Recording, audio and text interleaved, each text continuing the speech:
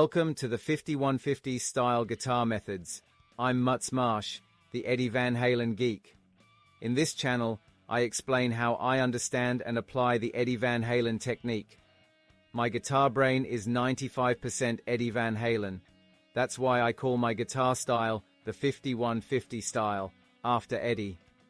I have an overwhelming number of research notes on Eddie Van Halen on the shelves in my room. It's safe to say that these notes represent my deep love for Eddie Van Halen. My role here is to turn all of that into videos and share them with the world. My attempt is to stock the playing techniques I've learned from Eddie so that I can draw from them and use them as my own phrases at any time. There are no tutorials here to help you play Van Halen songs. This is a method for building improvisation that only I can do worldwide. I'm not sure if this will be of any help to everyone, but I would be happy if you could watch it, just to pass the time. Everyone, stay tuned. Let's start with this phrase. Be by your side.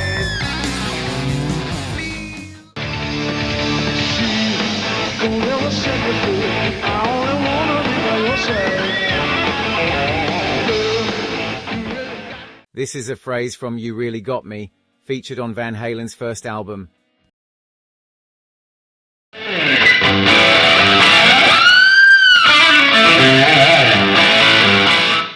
As the title suggests, this phrase is a melody based on an A7 chord, meaning it follows the structure of A7 chord tones. Let's analyze its structure in detail. First, the chord tones of A7, from lowest to highest, are A, C sharp, E, and G. In terms of scale degrees, these correspond to the root, first, major third, perfect fifth, and minor seventh. Eddie starts by bending the fifth up a whole and a half step to reach the seventh.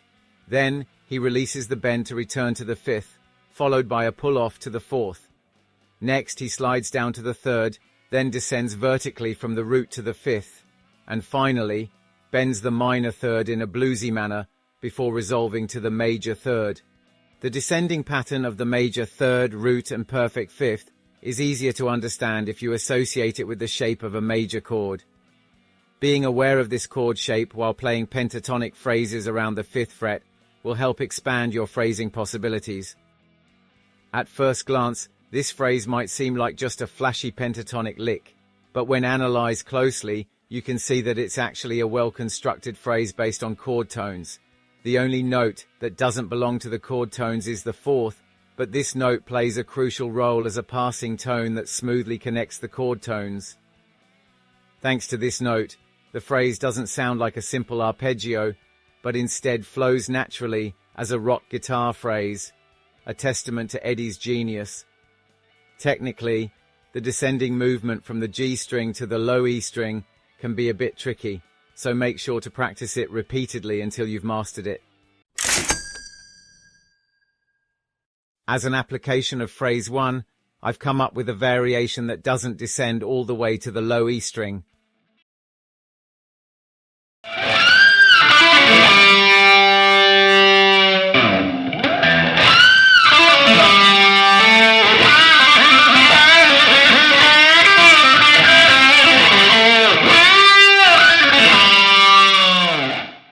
This variation reduces the vertical movement, making it slightly easier to play.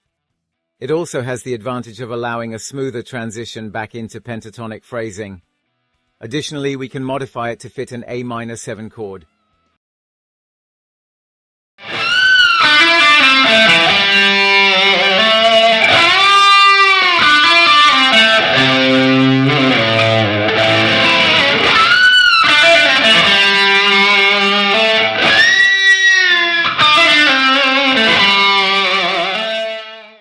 If you want to give it a minor key or minor chord feel, simply replace the 6th fret on the G string with the 5th fret. This essentially substitutes the major third for the minor third, just as changing an A major chord to an A minor chord would. If you're an advanced player, you might come up with even more variations. Feel free to experiment and explore different possibilities. Next, listen to this phrase.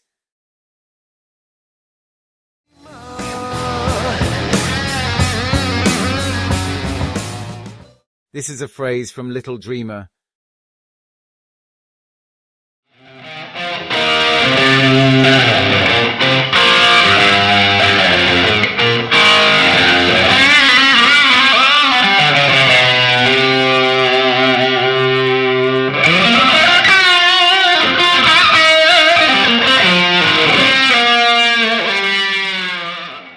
As you might have guessed, this phrase is built around a G chord.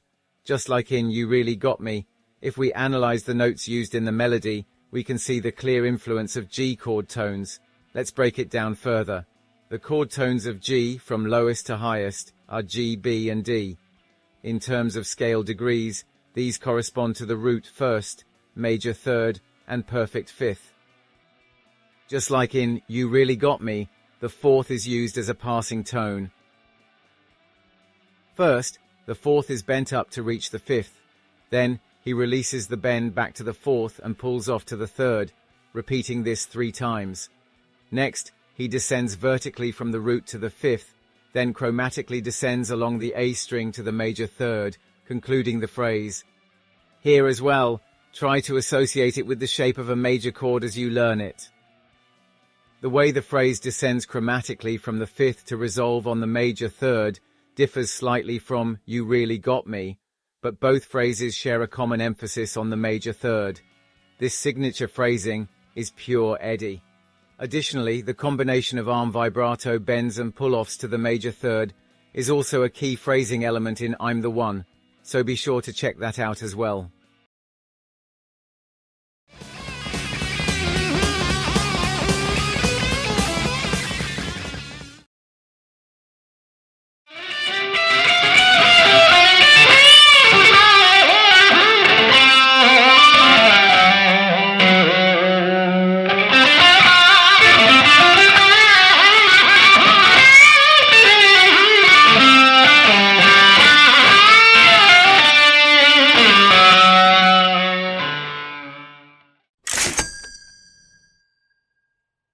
Finally, listen to this phrase.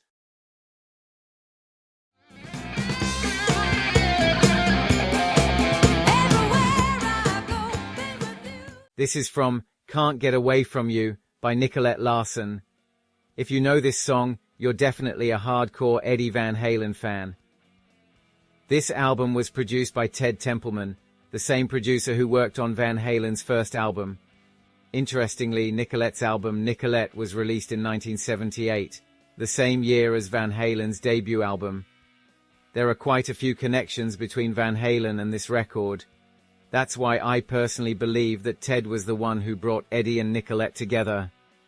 Of course, Ted is well known for his work as the Doobie Brothers producer.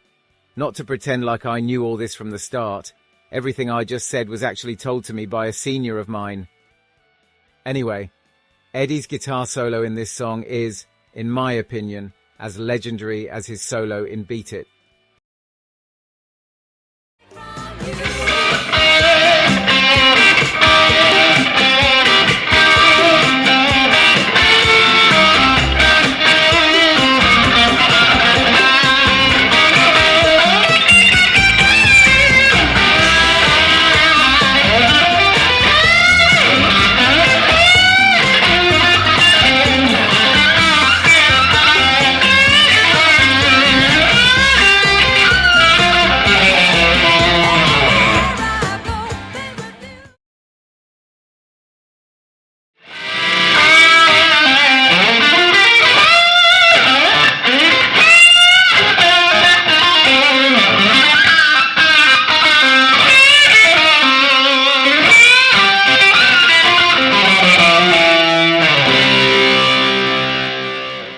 Now, let's focus on this particular phrase.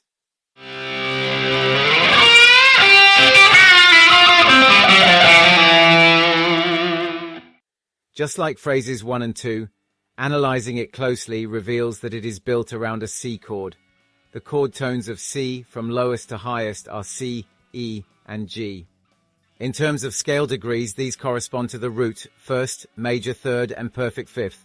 First, the fourth is bent up to reach the fifth. Then, he releases the bend back to the fourth and pulls off to the third. Next, he descends vertically from the root to the fifth, then chromatically descends to the major third, concluding the phrase. Don't forget to keep the major chord shape in mind. Although this phrase doesn't use the whammy bar, the overall movement is very similar to Little Dreamer. The technical challenges are almost the same as in the previous two phrases. Additionally, since this phrase is in the key of C, it's useful to be able to combine it with pentatonic phrases around the 8th position.